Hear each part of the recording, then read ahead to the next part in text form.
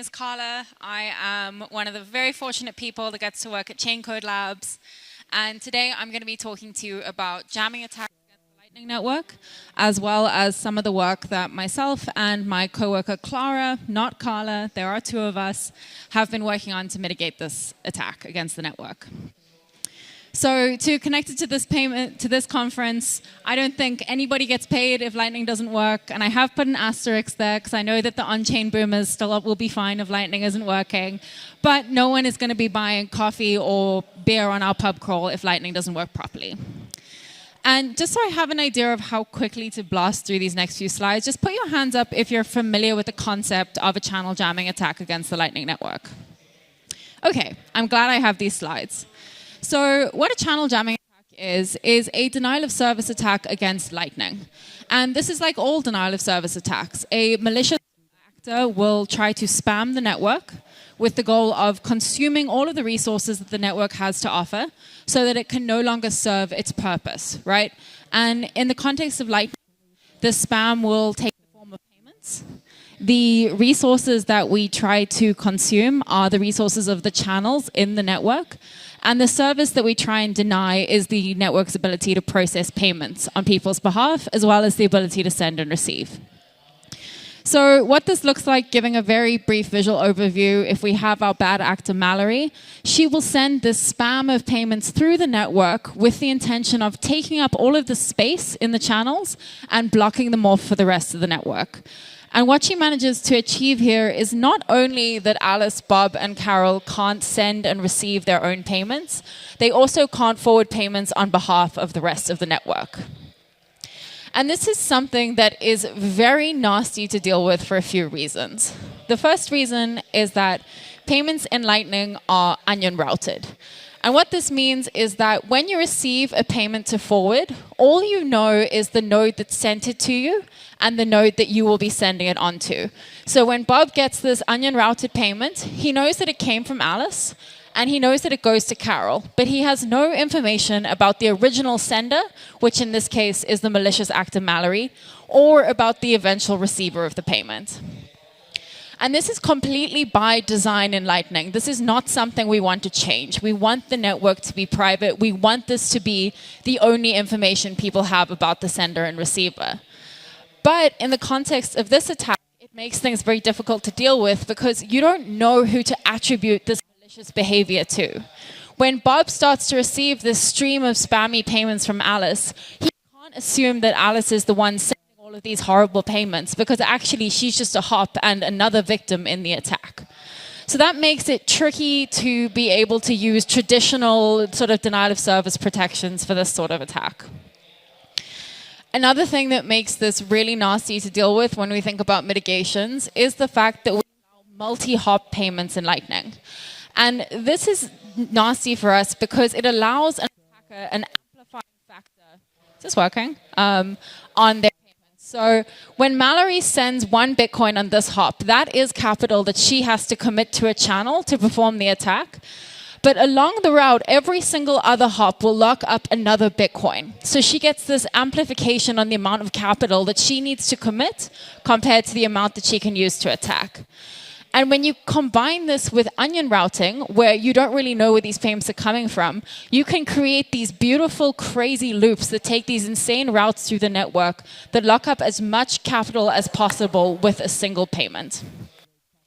And with the defaults we have in today's network, people to around 20 hops. So any attacker who commits capital gets a 20 times multiplier on that money. So if Mallory has 1 Bitcoin in channels, she can lock up 20 Bitcoin in channels. And it makes it very easy to run this type of attack. And finally, something else that makes this very difficult to deal with is the fact that when payments fail, there is no fee charged. So an attacker can send this endless spam of failing payments through the network, and they do not pay the network any routing fees. And I know that we just heard that people don't want to pay for payments, but in distributed systems, this is a massive problem that we allow free consumption of our resources almost on an unbounded level. So jamming attacks are very easy right now, and it's quite surprising to me that no one has jammed up the entire network, though I'm quite relieved that this hasn't happened. But maybe why would you want to do this, right? We all love the Lightning Network. It's a beautiful thing. But perhaps there's some money to be made by running this type of attack. So nodes in the Lightning Network earn fees when they forward payments on behalf of other nodes. And it's possible that if the routing market were to emerge to be a more competitive one, right now it's not all that competitive, we would see routing nodes trying to perpetrate channel jamming attacks against each other to knock their competition out of the market. So take the example here where Alice and Bob are...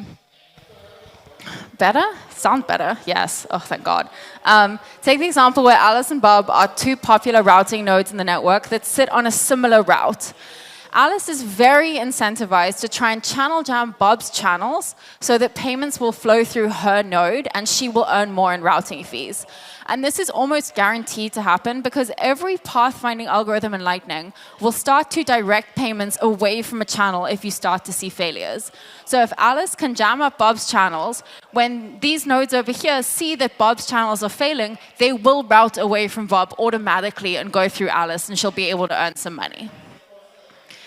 Another motivation for wanting to run this kind of attack is just because you don't want Lightning to provide people with the ability to make private censorship-resistant payments. A great example of this is if you're a government and you know that someone you disagree with is using Lightning to raise funds. Say there's an activist who campaigns against your dictatorship and a donor who pays them in Lightning. You can cut that person off from the Lightning Network. You can censor their ability to make payments with a jamming attack. Another and more sort of large-scale thing you could think about is just someone who doesn't want Lightning to work because they hate it. Like, wanting to see the world burn is a very valid economic reason for activity. And this would just be when you sort of spray and pray this attack and you spam the network and you don't really care what you take down, you just want Lightning to fail. Maybe you are a well-funded Bitcoin hater who doesn't understand what unsigned integers are. Maybe you are another L2 that wants to compete with us, but you just don't want this thing to work in the way that it's intended. And to put it in what I find to be very frightening context, there's $240 million deployed in the Lightning Network at today's prices. And you can trivially take this network down with $3 million. And this is not $3 million you have to pay in fees, you just have to have this money. And this is a back-of-the-envelope calculation that I did on the plane on the way over here. In reality, I would imagine you can take the entire network down with a third of this amount. So it seems like a lot of money to me. It's definitely not a lot of money to other actors, and it's something that we really do need to be concerned about in the Lightning community. So everyone kind of clear on the idea of a jamming attack? I want to pause for questions if there are any. Please feel free to stick your hand up during the talk. If I can hear you, I will answer you. So the first step of a jamming attack is to consume the scarce resources of the network that you are trying to shut down. And in Lightning, these will be the scarce resources on a channel. So I've got a representation of a channel here. Think of it as between Alice and Bob. The yellow is the Bitcoin, the white, so all of the balance is on Alice's side, none of the balance is on Bob's side. And to understand how you would actually perform this attack, you do need to understand a little bit about HTLCs. So this is the mechanism in the protocol that we use to transmit payments. And all you really need to know is that when Alice wants to send a payment to Bob through the Lightning Network, she will siphon off whatever amount she needs to send, say 1 Bitcoin, from her local balance, so from the yellow portion here, and she will commit it to an HTLC. And that is a new output on her commitment transaction. And it has a witness script that says, I will pay this amount to Bob if he gives me a secret, or I will return it to Alice if a timeout is hit. And there's also some funny other protocol stuff in there, but that's all you need to know about. So we use these constructs to atomically settle multi-hop payments throughout the network. Now, in the normal case, when the HTLC is successful, Bob will reveal that secret and will push the balance over to his side. And in the failure case where Bob does not reveal the secret in time and Alice reaches the timeout, we will simply settle that balance back to her side of the channel. So that's really all you need to know about HTLCs. And the thing that I want to stress here is the fact that this in-flight stage is a distinct step in our protocol. We add these in-flight HTLCs, they're outputs on our commitment, and they can be held for a very long period of time if we do not get that secret from Bob. And as that turns out, that can be a problem. So when we're looking to jam up a channel and we need to get rid of the resources, so the Bitcoin in this channel, there are two things that we can do. The first is the more obvious one, which is what we call liquidity jamming, which is when all you do is fill that channel up with multiple in-flight HTLCs so that there is no more Bitcoin available on Alice's side for anyone else to use the channel. So this one uses large HTLCs and it sucks up all the Bitcoin in the channel and then they sit in flight. The other way of doing this, which is a little bit more complicated, is something that we call slot jamming. And this has to do with the number of outputs that we can put on our commitment transaction, right? A commitment transaction is a Bitcoin transaction, and it can only have so many outputs, right? Even if you think of it, it can't be bigger than a block, right? Because every transaction has to fit in a block. And we have a protocol defined value of the number of outputs you can fill up a channel with. And generally, you can do this with much smaller HTLCs because you don't need to exhaust the full balance. You just need to exhaust the number of slots. And you said that, and you don't have to consume all of the liquidity in the channel. You just need to fill up the space in the channel. And people often talk a lot about, slot jamming or liquidity jamming, and I think there's been a lot of discussion around these things, which, while it's important that we know there's these two ways to do it, for a rational attacker, this really is just a question of the capital requirement. Which one of these things will be cheaper for me to do? And that depends on a few things that we have as settings in the protocol. So for liquidity jamming, it's not actually about the size of the channel, because we have this constraint called max HTLC value in flight, which means this is the total number I'm happy to be in flight on my channel. And that's not necessarily the full size of the channel. That will typically be between 50 and 100% of the channel, depending on the settings of that Lightning implementation. And by contrast, the slot jamming is a little bit more interesting. The number of slots, the number of capital that you need to fill this up is the dust limit that you set on your channel. So this is the smallest amount of Bitcoin that you will make an output for. If it's below this amount, you'll do some other sketchy stuff that I won't talk about in this talk, multiplied by the number of HTLCs you allow on your channel. And with our defaults today, this is 354 Satoshis times by 483, which works out to around $50 a channel, no matter how much liquidity is in that channel. Some implementations, that 483 is 10. So you can do it for a much smaller amount of money. So when we think about the way in which we're going to consume these resources for a channel jamming attack, generally, we can think about this one, though we must be aware that both of them exist. That said, my slides use these because I was not going to make 8 dots for every single slide, so please just bear with me on that inconsistency. Right, so we know how we're going to fill up this channel. Now we need to sort of shape up our attack and decide how we're going to take a channel down. And generally, there are 2 types of attacks that we can do. The first one is fast jamming, where we endlessly fill a channel up with HTLCs. So we send HTLCs very quickly through the channel, and we fail them back almost immediately. It's like this thundering herd of payments that continue to run through the channel, and never held, never stuck around for long. And what's tricky about these is they look like normal payments, right? They're resolving quickly, they're kind of doing what we want, but suddenly we have like all these failures that we're not really sure about. But they can really blend in with regular traffic because we expect, and I think we should always expect, that Lightning will have some natural rate of failure for payments. The other type of jamming that we need to be aware of is slow jamming. And this is a more obvious one, where you send HTLCs through the channel, but then you hold them up until that expiry time that they have in the HTLC contract. And these are much more obvious to identify because generally payments in Lightning don't get stuck that much. It used to be a bit more of a problem. But if something is being held for hours, days, weeks, then it's pretty apparent that there's some suspicious behavior going on. And I do want to point out that this is far from a rigorous definition of these two types of attacks. It's totally possible that things will fall in the gray space between these two extremes, and that an attacker would use perhaps a combination of both to achieve their goal. But generally, I find this to be a useful way to think of the ways in which you could go about running this type of attack. And I want to emphasize that all this costs an attacker to run either a slow jamming or a fast jamming attack is the opportunity cost of their capital, so the interest they could have earned by deploying that capital elsewhere, the Bitcoin on-chain fees they needed to open up channels to run this attack, and whatever their AWS server costs for the duration of the attack. So the costs are incredibly trivial as it stands today to run this type of attack against the network. Now, we certainly haven't been ignoring this. This is something that has been known about since the virtually since the invention of the Lightning Network. It was first posted on the mailing list in 2015, and I'm hoping we do not reach the 10-year anniversary of this attack without a solution, but I will do my best. But we've talked a lot about this. At one point, I used the Bitcoin search, which is a great technical search tool if no one's aware of it, to look at the number of times this has been mentioned on the Lightning mailing list, and it's come up over 500 times.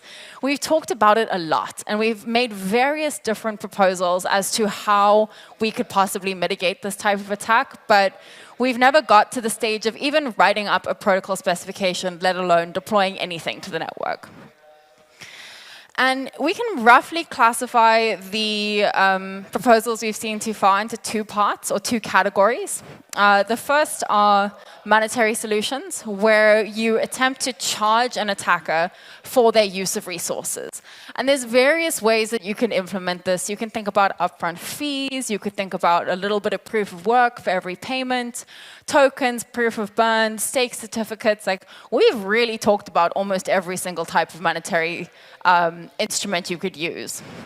And the second class are reputation-based things. So you don't make people pay, but you do prerequisite their consumption of your resources based on the history that they've built up with you in the past. And this could be something like sender reputation, which we all decided was a terrible idea because of its privacy implications, or something a little bit more palatable like local reputation, where you're only concerned with the behavior of the peers that are connected to you. And in isolation, neither of these solutions have really come close to being able to fully mitigate this problem, because they each run into these kind of deal-breaking shortcomings. And for monetary solutions, we run into problems with pricing. And this is because there is an orders of magnitude difference between the amount of time a normal, non-malicious Lightning payment will take and the worst case resolution time when you're actually attacked by a slow jamming attack. And this is not something that is going to go away, right? This thing that a Lightning payment could take 2 weeks is related to a security parameter that we have in the network, which is our requirement to be able to settle those HTLCs on-chain if things go badly. So this number is not getting smaller. If anything, we could expect it to get bigger as things get more congested on-chain. Like, this is just fundamentally how Lightning works. When it works, it works. When it doesn't work, come back next month. You're in trouble. And this is probably fairly obvious, but it's always a tempting thought. There also is no option to cancel early. Once you've locked that HTLC in, you must wait for the secret or the timeout. Cancel on one side without canceling on the other. You run the risk of having funds pulled on one side and pulled on the other side, and then you're short the difference, which is not the way that Lightning is supposed to work. And just to give you an idea of how severe this pricing problem really is, let's take the case where, say, a normal payment resolves in a second and a channel jamming payment resolves in 2 weeks. And we put a upfront fee, so an unconditional fee on the payment that you have to pay regardless of whether it settles or fails. And we set that to 1 sat. It's less than a US dollar cent. If you scale that up to pay for 2 weeks, it costs you almost $320, right? It's just not a tenable pricing scale that we can deploy with this orders of magnitude difference. And so we run into this problem where on the bottom range, it's too cheap to dissuade attacks that will definitely hit that upper range. And on the top of it, we hit the range where it's far too expensive for real users to even contemplate paying these types of upfront fees. And so, jamming is still pretty easy. We can't solve it with monetary solutions alone. So we turn to reputation-based systems, right? How can we look at people's historical behavior and decide whether or not they get our resources? But the problem with this sort of solution is that it always requires some definition of what bad behavior means. And because Lightning nodes are all open source, we know exactly what that definition is going to be because you can just go and look it up in the source code. And when an attacker is trying to get around this kind of system, say we have something that needs a resolution time of a minute, they can just resolve everything in 59 seconds. Say we need a HTLC success rate of 80%, they can make sure they hit 79%. They will be able to do it with much better accuracy than a regular user who might fall up on the wrong side of that. Every once in a while, and it's very difficult to detect that they're falling just underneath this threshold, because even if you check for your threshold and just underneath, they'll fall just underneath, and then eventually you're not really enforcing anything at all. So this is sort of the state of the game until my wonderful coworker Clara and her co-author Sergey wrote this paper in 2022. And I think it made two really important contributions. The first one was to provide us with a framework for the way that we think about these kind of attacks and the classification that I've just walked you through. And the second one was a new proposal for how to deal with this problem, which is a combination of both of the categories of proposals that we previously talked about. And this is what we call a hybrid solution to mitigating channel jamming. And it fully acknowledges the downsides of both classes of proposals and combines them to address each other's weaknesses. So we start with a local reputation system, where we know we can set some threshold, and underneath that threshold, we will not be able to protect against jamming because we can't detect that kind of behavior. But because above the threshold, if it's a sane threshold, we can be reasonably sure that this solution will be able to catch bad behavior.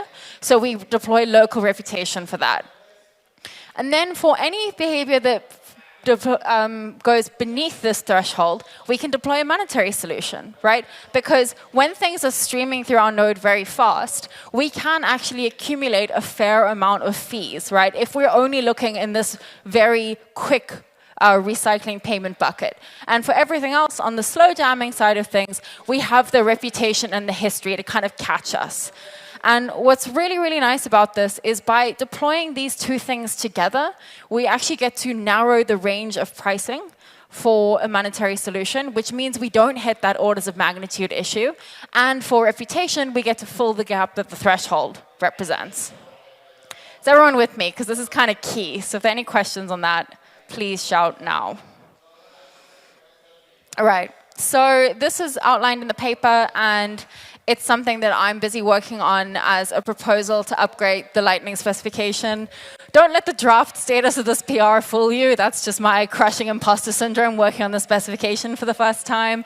But this is something that we've been working on for the last year and a half, and I've been really aiming to push forward and get deployed in Lightning. And the way we end up deploying this hybrid solution is a little bit different to that description I've given you from the paper. So I just want to break it down into pieces. So we have a hybrid solution. And as I said, we deploy these unconditional fees to cover that very short range of fast jamming that we might run into. But then to deploy a reputation system, we don't just need a reputation system, we need a way to use this reputation system. And what that is in our case is something we call resource bucketing. So it's the division of your resources into two different buckets and smart decision making as to where you put different payments depending on that classification.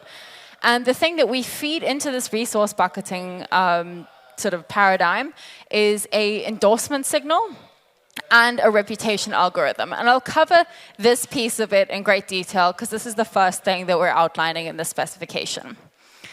But I do want to talk about unconditional fees first because these make people very unhappy. This is a reality of what Lightning is going to look like, and I don't want you to get cross at me, but I am fine if you get cross at Rusty, specifically 2019 Rusty at the Lightning conference, who said that fees will rise and slow resolving HTLCs will not be tolerated, but we do need to defend against some kinds of spam in the network, and some of that solution will be monetary.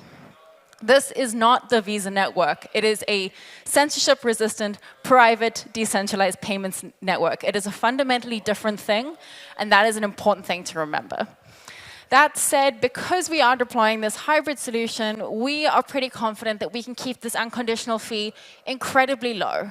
It can be 1% of the success case fee that you pay in Lightning. So whatever that small fee is you pay when your transaction succeeds, only 1% of that needs to be tacked on to cover the cost of that fast jamming attack. And we're confident that with sufficient...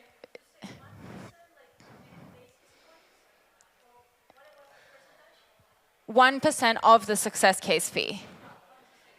Yeah. I can't do basis points, I'm sorry. It's never stuck with me. Yeah, and so it's a very small amount, 1% of that success case fee. And as we improve pathfinding and retries and things like asynchronous payments, we are really confident that this can be amassed in the user experience. But I just do want to, every time I do this talk, I say PSA, this is happening. Like, we'll discuss it, we'll talk to wallets, but this is going to be a reality of Lightning if we want Lightning to be a resilient, decentralized network. Lecture over. Now we'll talk about the fun stuff. So this is the sort of combination of things that we use for creating this like resource management system, which is the most boring name for anything in Bitcoin. So if anyone has a better name for it, please let me know. But I want to start off talking about an HTLC endorsement signal. And this is a really simple mechanism. It's just a 1 or a 0 that you send along with an HTLC. And all this says is, I am willing to have my reputation held accountable for by the behavior of this HTLC, 1, or 0, I don't know anything about this HTLC, so don't hold me accountable for its behavior. And it's a really easy upgrade to the protocol. It's just like a little TLV that we put on a message. But the way that this looks is if we're sending a payment Alice through Dave, Alice will endorse her own payment. She knows that she's not attacking the network. She knows that she's just sending a normal payment to buy coffee. So she'll say, yeah, I endorse this payment because I know that this is going to behave normally. When Bob then receives this payment from Alice, Alice has said, OK, I think this is going to resolve normally, but he can't just take her word for it. So what he will do is take a look at his local reputation score for Alice. And if she has good reputation with Bob, he will then forward that HTLC on as endorsed. But by contrast, if Carol then receives this endorsed HTLC from Bob, but he doesn't really have good reputation in Carol's eyes, she will forward it on with no endorsement. And from this point on, it'll not be endorsed because we only endorse if we receive a positive signal and the person has good reputation in our local view. And this is kind of intuitive because if someone sends you something, they say, hey, this is okay, and you know this person, you say, yeah, okay, this is probably all right. But if someone sends you something and they say this is okay and you don't know them, you don't go on and say, oh, it's not okay, you don't know this person. So it's kind of like a very basic web of trust where we pass the signal along the route to say, I think this is going to behave or I think it isn't. Question?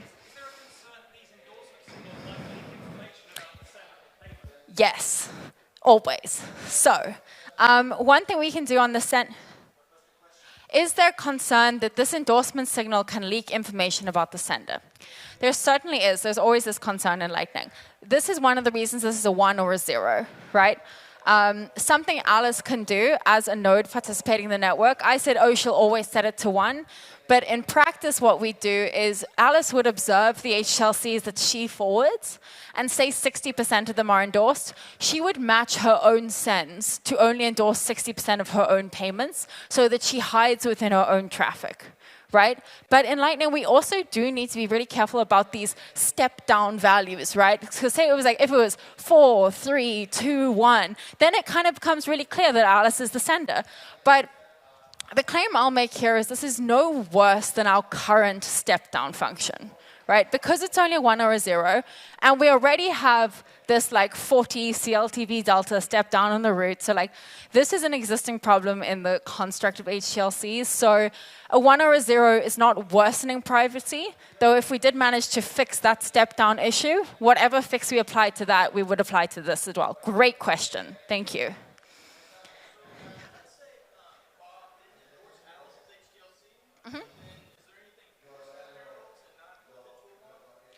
Okay, the question is that Bob doesn't endorse here, right? Is there anything forcing Carol to flip it to a 1? She can, but that's her problem, right? You want to like let strangers on the internet send you stuff and you broadcast it to everyone you know. Good luck. Not a good idea. But like, this is the thing, like people are very free to do whatever they want for their signaling. But if Carol were to unwisely just flip this to a 1, the only thing that would happen is she would suffer in Dave's eyes. Nothing happens to anyone else.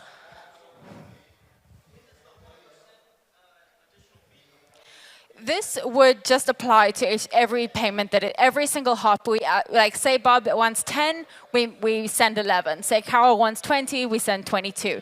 So the fee would just be added at every hop. It's orthogonal to the endorsement signal. And that would just simply be, as you push the HTLC, you push your unconditional fee. As you push the HTLC, you push your unconditional fee. And it's quite a simple mechanism compared to all of this, which I'm focusing on today.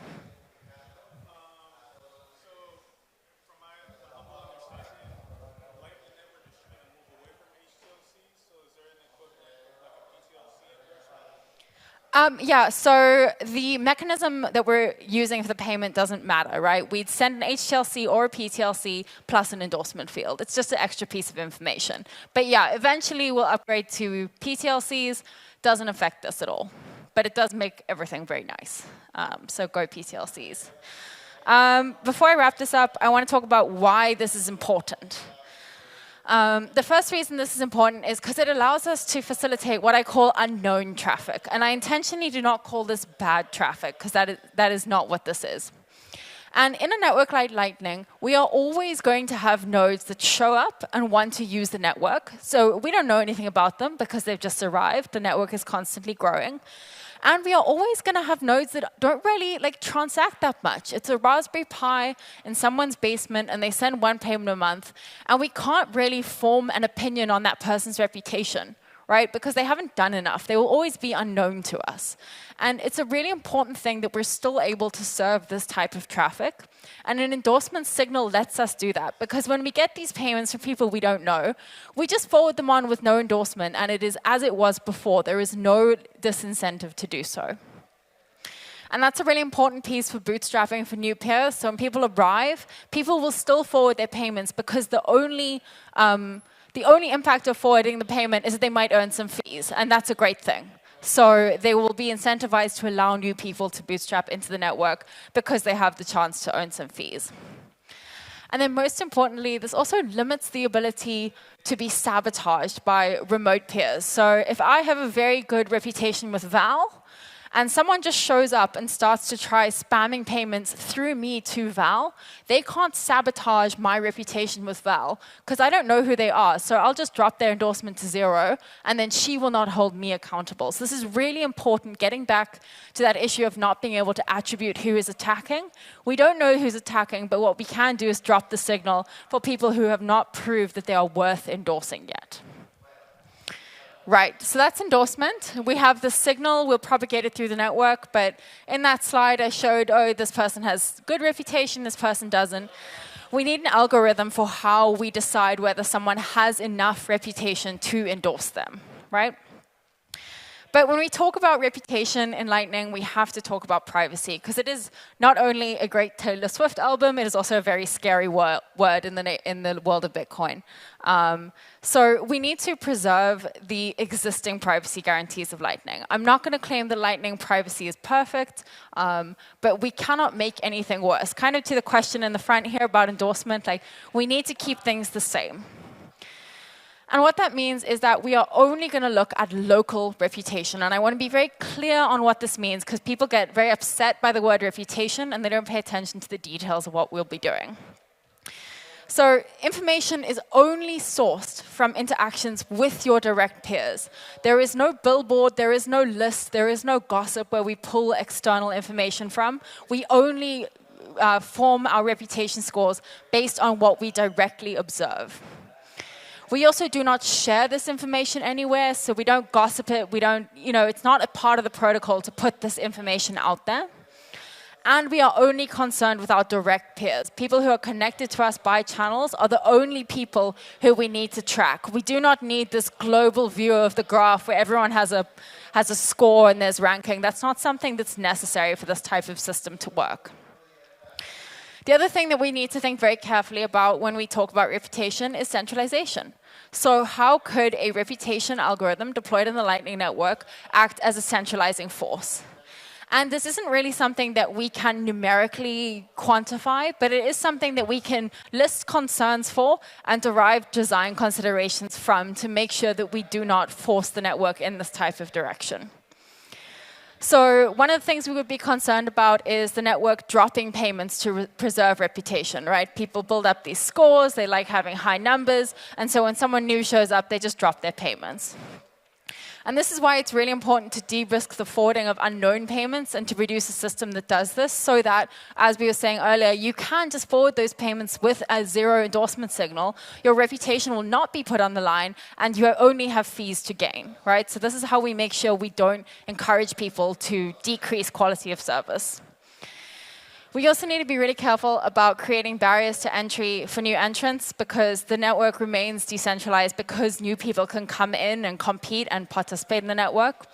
So we have to design a system which provides new nodes with a decent quality of service. It can't be a system where you show up, you have to wait a month, you have to sit in your corner and behave, and then you can start to use Lightning. You have to be able to use Lightning immediately.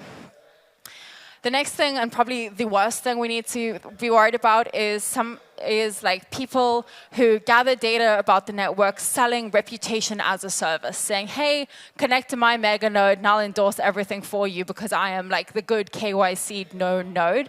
And this is a really scary reality. So the design consideration we have here, and I think the strongest statement that we make with this proposal is that we have something that has no impact on the steady state.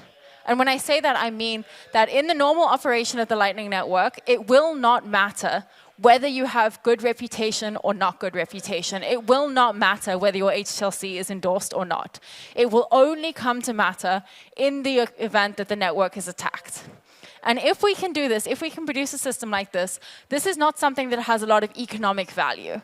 Because you're saying, oh, I want to sell you reputation, but every day it doesn't really matter whether or not you have it, so why would you pay for something like that?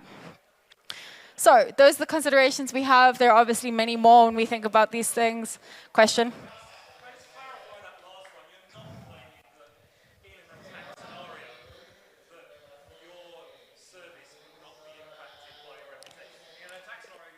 Yes, I'll get to that. So the question was, just to clarify, when I say no impact in the steady state, doesn't matter if you have reputation every day, but he is correct that if there is an attack, it will matter that you have reputation or not.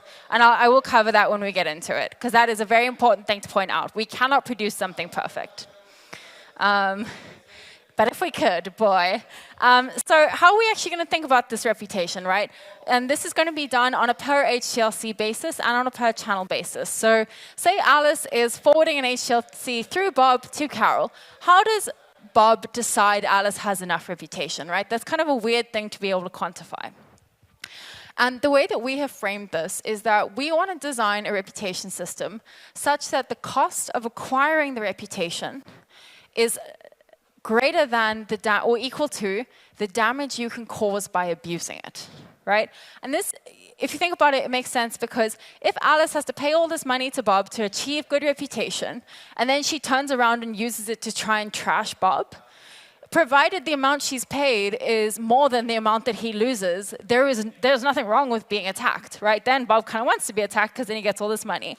So we look at this on a per link basis. So when we think of the cost of Alice acquiring this reputation, we think of that cost as the sum of all the fees she has paid for HTLCs going through Bob in that direction. And this is important because we only want it to be fees that Alice will have paid if she was the actual attacker, right? We don't want to do fees in this direction because that's not a cost that Alice would have had to bear.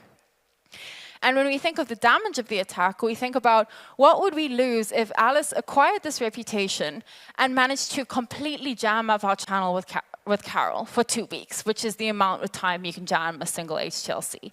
And for this piece of the equation, we add in the bidirectional routing fees we've got from Carol. And this is because links can be valuable in different ways, right? Sometimes Carol is a strong outgoing link, sometimes Carol is a strong incoming link, but we add up the value in both directions, because that is what we'd lose if this channel was essentially taken out by Alice, who abuses her reputation to attack it. Is that a question there? No. Right, and something else we need to think about here is, on top of that cost and damage, we need to think about in-flight HTLCs. Because once we lock in a HTLC, we don't know that it isn't going to be used to attack us. So we don't want an attacker to be able to build up perfect reputation, fill our channel up with HTLCs, and then suddenly stop and slow jam us. So we need to account for these as they are added to our channel and as they are in flight. So our equation looks like this. Alice will be considered to have sufficient reputation to forward an endorsed HTLC on the outgoing Carol link if the fees forwarded by Alice, less the risk of her in-flight HTLCs, is greater than the revenue that Bob has earned on the outgoing channel. Is that clear to everyone? Now it's going to get hairy, so I'm glad that was clear. So when we think about the fees forwarded on the Alice link, we don't just think about, I'm going to sum up all of these fees and that's great, we'll see what the total is. And this is because we want our reputation system to force attackers to mimic the actions of honest nodes, right? We want them to have to do the perfect behavior to build reputation. And this is actually really important because we don't want to provide attackers with a way to get an advantage over regular nodes by taking some special action to maliciously bootstrap, right? They have to behave just like everyone else, and they get rewarded just like everyone else. Because if the attacker can somehow get more reputation than everyone else, you're giving them a leg up in the game. So the optimal behavior must be the regular behavior of a normal Lightning node. And to capture this, we think mostly about HTLC resolution time, right? Because this is the critical thing in this system, really, is how long it's going to take to resolve. We don't think so much about success and failure because we accept that failures are part of the Lightning Network, but we do think about how long is reasonable for an HTLC to resolve in. And we define an opportunity cost for any amount of time held after that reasonable resolution period. So say a HTLC, we define it as 90 seconds in our proposal. We think that's reasonable, given that MPP payments can take a while to get through the network. So if you resolve within 90 seconds, that opportunity cost is 0. For every subsequent 90-second block you take after that, you will be charged the fees of that HTLC. And the intuition behind that is, for every one of those blocks, we could have been forwarding another HTLC and earning those fees, but you are sitting on that slot, and you are costing us, and this is not the optimal behavior. So then if something takes 900 seconds, as an example, so that's 10 of those 90-second blocks, the first block is free, because that's reasonable, but then you will be decremented by 9 times that fee on the HTLC because you took longer than we expected you to.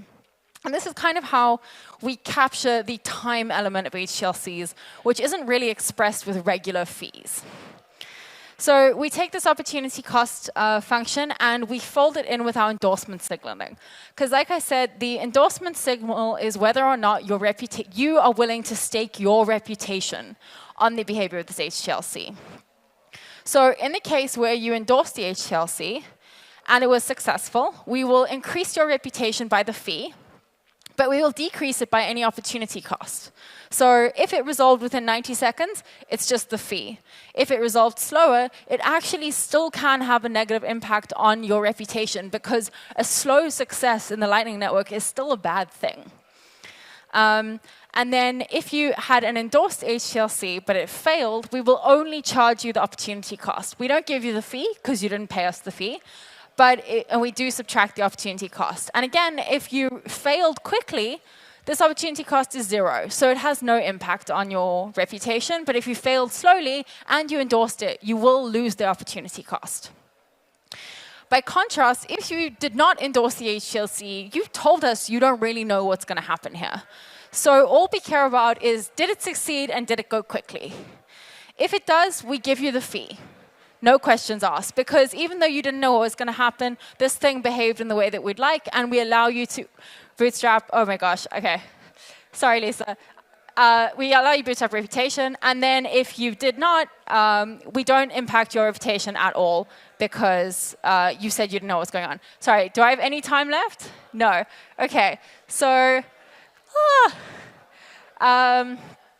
anyway, we take that, we put it into 2 buckets, so people who are endorsed and have good reputation, have some set of resources. People who aren't endorsed go into a general bucket, and come talk to me afterwards if you want to know the ending. Thank you all so much, and I'm sorry I went over.